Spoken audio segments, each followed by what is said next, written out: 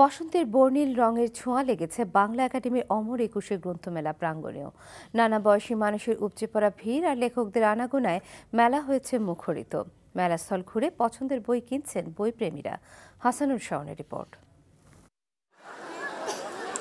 ফাগুনের প্রথম দিনে আজ বসন্তের মাতাল হাওয়ার রেশ যেন একুশের গ্রন্থমেলায়ও।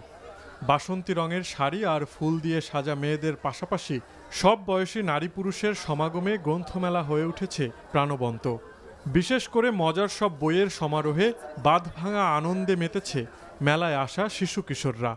শিবার বই, মোটু পাতলুর বই, এগুলো আমার বেশি পছন্দ আর কি। আর এদিকে এসে অনেক ভালো লাগতেছে। আমি ইংলিশ মিডিয়াম স্কুলে পড়ি, কিন্তু আমার আম্মু আমাকে বাংলা বাসায় শেখায়, কারণ বাংলা আমাদের মাতৃভাষা।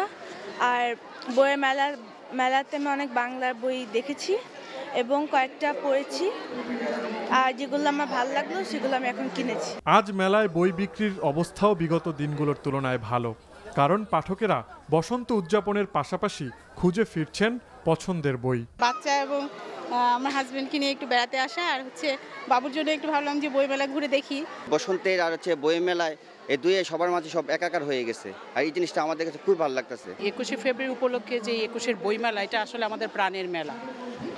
আমাদের যে ঐতিহ্য, গৌরবের ঐতিহ্য এবং এই প্রাণের স্পন্দনটুকুর সাথে আমার বাচ্চার জন্য পরিচিত হয়, সেজন্য আমি এই মেলায় বারবারই ওকে নিয়ে আসি। নজরুল মঞ্চে মোড়ক উন্মোচন করা হচ্ছে নতুন বইয়ের, আর মূল মঞ্চে চলছে বিষয়ভিত্তিক আলোচনা। Hasanul Shaon, NTV news, Dhaka.